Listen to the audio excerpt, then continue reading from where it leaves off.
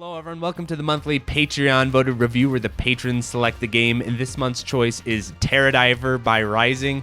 I'll not even attempt the Japanese pronunciation on this one, but I'm really happy that the patrons selected the game, because when it comes to Raizing's library, I feel like Terra Diver is a hidden gem among hidden gems. We talk about Battle Garega, we talk about Armed Police Batrider, the poor Terra Diver in between the two we've never really discussed all that much, which I think is unfortunate. But the reason why I don't think it gets talked about all that much is, one, it is on the Sega Saturn, that is kind of a inaccessible console when it comes to hardware and even emulation. And yes, there is a PS1 port, but I don't think the PS1 port is all that popular or all that much talked about and kind of looked over in itself, and nothing was ever really done with the PS1 port as far as bringing that into future PlayStation consoles. So it's just kind of lost in the sands of time, unfortunately. And I also don't think many super players or hardcore players return to it as much as they do like Battle Garega or Armed Police Batrider, because from what I understand, the scoring system and some of the mechanics of the game are a little bit rough and they have some issues. So even if you're a fan of the game, you probably have to admit it doesn't have that same appeal when it comes to score play like Garega or Batrider. That being said though, what Terra Diver does, which a lot of shmups do not do even to this day, is some insane and excellent 3D background work. And I think this is the strongest point of the game and what I really want to emphasize in this review, because when it comes to the backgrounds in shmups, this is kind of like the final frontier of the genre where no one really talks about or thinks about the backgrounds other than if they look good or not, right? Like if you're doing a review, you usually say, oh, the backgrounds look nice, the backgrounds don't look nice. But over the past few years, I've been paying attention more and more to the background elements of the shmups and realizing how important they actually are and how much that is a really untapped area of the genre. And I think Terra Diver is a prime example of that. And I think this little sliver of time in shmups, there was some really cool stuff going on with the backgrounds where, you know, in the early shmup days, R-types, all that type of stuff, you know, the backgrounds are mostly just this static decorative layer of things. Set the scene, set the mood, get some cool parallax scrolling going on and all that. But what's really cool is that when this early 3D technology rolled around, the shmup devs, I think, were a little bit more open-minded with, okay, let's play with this, let's try this, let's do some cool stuff with this. And in fact, reading some developer interviews, it sounds like when they're initially working on Terra Diver, they actually wanted to make it fully 3D, where you could be outside looking at it in a traditional plane, or you could come down like in first person or something and play it in a true 3D plane. I'm guessing kind of like a rail shooter. But they said we couldn't figure that out. That ended up being crazy complicated. So what's mostly going on with the game is it's got some 3D stuff, but it's mostly like pre-rendered 3D. But that being said, that idea and that blueprint definitely still shows in the game, because it is doing some really cool stuff with the background layer. Like I said, I think we've gone through a weird evolution of shmups where backgrounds were decorative, not really all that important. And then this early 3D era, Radiant Silvergun, Terra Diver, where they're doing really cool stuff with the backgrounds. And then we kind of move past this era and revert back to the Cave Toho era, where Toho, the backgrounds are purely decorative. They have no gameplay influence pretty much at all. I'm sure some Toho games they do, but the most mainline Toho games, the backgrounds are purely decorative, probably because Zun couldn't draw backgrounds, and I can empathize. And Cave are kind of doing some cool stuff with the backgrounds. Like, mostly what the backgrounds do gameplay-wise in Cave games is they allow ground units to be there or not. So there's sections of the levels where you fly, there's no ground down there, so there's no ground units. And then they'll build like little plateaus and little bridges for ground units to go across. So the backgrounds do have a gameplay influence in Cave games when it comes to ground units.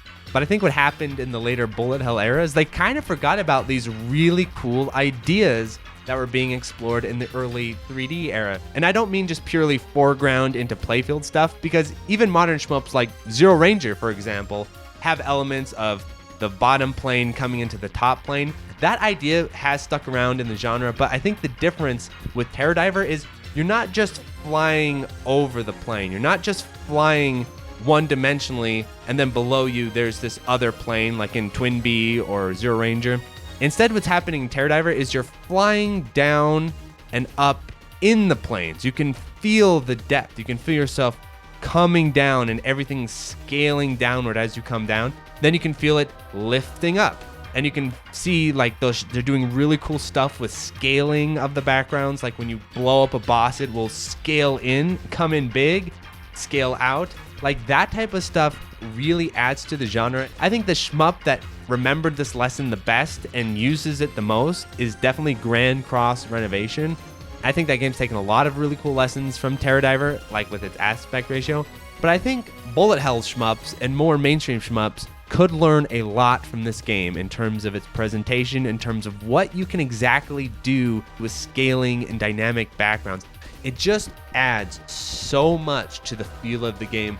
For example, when you fight the giant battleship in Battle Garega, that battleship feels cool and it feels awesome and well made and well polished, but it feels like just a big old sprite. Same thing with the giant bug in Mushimi-sama. It's cool, it's giant, but at the end of the day, it's just a big old sprite.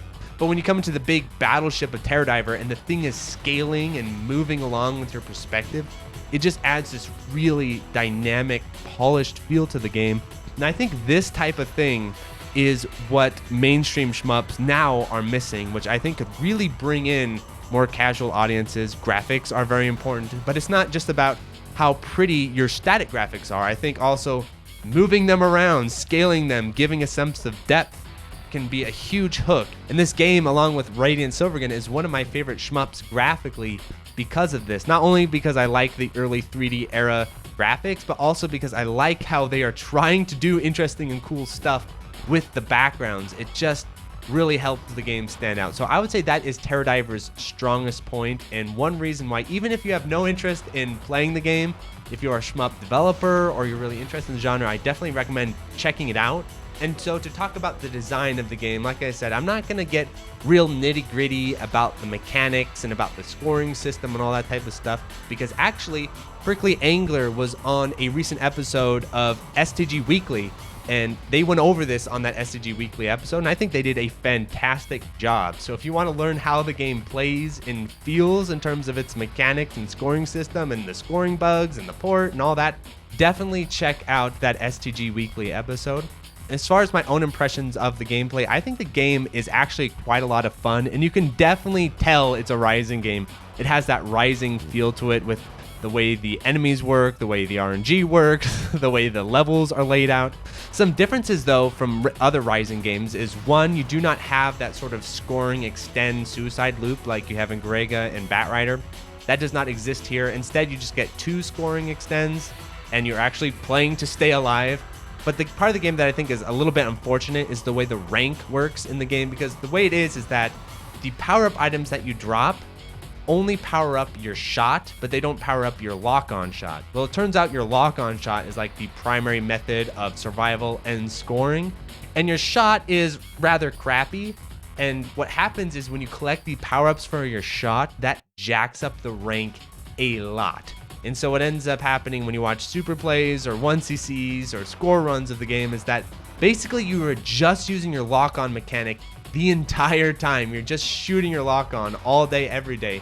I mean, that can be kind of fun, but I wish the lock-on system felt a little bit better, especially when you come off of Crimson Clover, because the game lock-on system does work pretty well, and you can definitely see the crossover in feel between Crimson Clover and Terra Diver. But the big difference between the two is that Crimson Clover has a really nice rhythm to its lock-on mechanic. It's got nice pace to it. Lock, fire, lock, fire, lock, fire. You know, it feels very dynamic and you're just involved.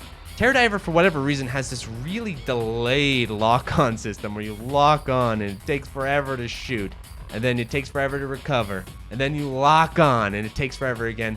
I mean, once you get used to it, it is fun, but in terms of comparing it to Crimson Clover, I don't think it feels as good as that game's lock-on system. But I really, really wish that they had done more with the standard shot, because I think the game would feel really cool if you're able to shoot your standard shot a lot and then use your lock-on as well and mix together both of the weapon types. And you're probably wondering, wait, Mark, why in the footage are you using your shot and picking up power-up items? You just said don't do that. Well, that's because I'm actually playing the PS1 port of the game, and the PS1 port kind of has a more mild difficulty mode than the regular arcade version of the game, which is pretty dang difficult, may I say. The fun part about the more mild difficulty mode is you can actually pick up power-up items and raise the rank because the difficulty is lower. So I actually think, even though the PlayStation port is not as accurate as the Saturn version, I think if you're just trying the game for the very first time, I think the PS1 port can be kind of cool for that, because you can play this more mild difficulty mode and actually play the game somewhat with a shot and everything. Then once you get the feel for it and feel for the stages, then you fire up the Saturn version and say goodbye to the regular shot and just use the pure lock-on mechanics. In terms of the way the game's designed, it's Raizing, so it's really well done, it's really well polished. The levels flow super nicely, and it has that frenetic feel to it that you get in Raizing games. It just feels a little bit underbaked when it comes to comparisons to Armed Police Batrider or Battle Grega. That being said, though, this is probably my third favorite Raizing shmup, no kidding. So I do like it more than the Sorcerer Striker series. I like it more than Maho. I like it more than Grand Prix. And I like it more than Dimahu. I like it better than all those three. So I still really like the game quite a bit. It just feels a little frustrating at times to play because you're like, oh, you're so close, Raizing. If you could have figured out the shot system a little bit, the game would be top tier for sure, absolutely. But it does make a lot of smart choices that I want to point out. The first one is the reason for the lock-on system to begin with. So the reason why the game has a lock-on system, at least according to the developer interview, which makes sense, is because it is a vertizonal, the golden aspect ratio, the most mainstream aspect ratio that everyone loves so much, because you don't have to rotate your screen, but you have the nice vertical things falling down on you effect. Everyone loves vertizontals, but vertizontals have a big, fat, shining problem, which if you're not careful, you're going to run into issues with, like Jamestown runs into, which is, okay, you've got this big ass area of screen, and you've got this little baby ship. How are you going to cover this area of the screen? Because if you just use standard concentrated shot, wide shot stuff on a vertizontal shmup, it's going to be janky and silly because the game's just going to be covered in all these enemies. So what do? Well, there's a number of things you can do to fix this. The first one is, of course, make a weapon system that's able to cover the screen effectively, which Radiant Silvergun does with all of its crazy weapons and stuff like that. The other thing Terra Diver does really well when it comes to this aspect ratio that I think other shmups can learn from, Grand Cross Innovation actually did understand this, and again, another reason why that game is so good, it just needs to be harder, is the fact that it scales the sprites up. Okay, so if you have all of this area of the screen to cover, a really simple solution is make bigger, make things large so that there's less actual things you need to cover, so that when you blow something up, it scales in and explodes and it feels incredibly visceral and satisfying. Whereas some vertizontals can run into this problem. Again, not to pick on Jamestown, but it does have this problem where it's just this very large screen with all these small little enemies, and then they pop, pop, pop, explode. Yeah, nice try, but it needs something more visceral. And so Grand Cross Innovation does this. It scales the sprites in, makes things massive, and they blow up and the explosions are huge. Terra Diver figured this out though, so if you have a vertizontal, you should learn the lesson of Terra Diver of you have all this wide area you need to cover with your screen, use it. You know, don't just have it be a bunch of empty space with tiny little pipsqueak bullets.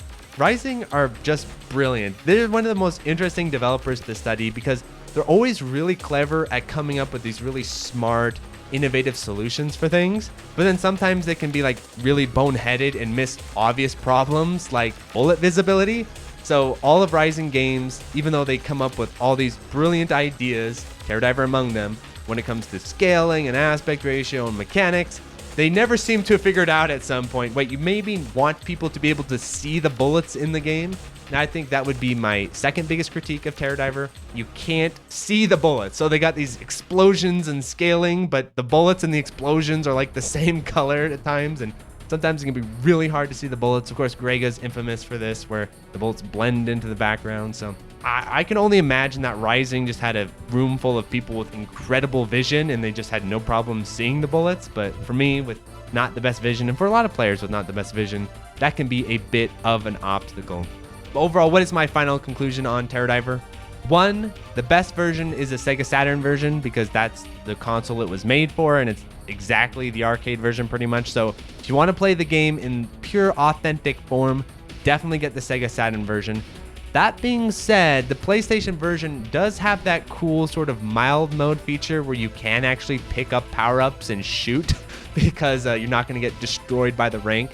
So I honestly think that even though the Saturn version is the definitive version of the game, I think the PlayStation version is pretty useful because one, it can be a nice introductory into the game's mechanics and level design, and two, it is way more accessible than the Sega Saturn version because it's way easier to play PS1 stuff through backwards compatibility, like on my PlayStation 2. That's how I actually played the game, was on my PlayStation 2. Or PlayStation 3 backwards compatibility emulation, or just software emulation, or I think the Mister has PS1 support now. Just the PS1 is a much more accessible console than the Sega Saturn, so definitely check out the PlayStation 1 version as well if you're having trouble getting a hold of the Saturn version. I think it is good enough to be a good idea of how the game works, and there's all these different modes and everything. But overall, the key takeaway of the game is definitely its presentation, its visuals, its style. The game sounds amazing, the game looks amazing, and its background work is among some of the best in the genre, and something I think developers now should be paying attention to.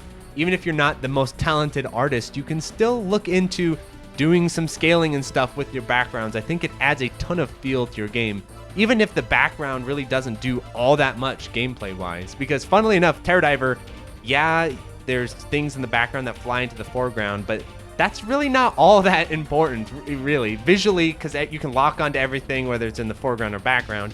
It's more about how the game looks and presents itself, at least in my opinion. So thanks so much. I hope you all enjoyed. Please like, subscribe, tell all your friends. Adios, everyone.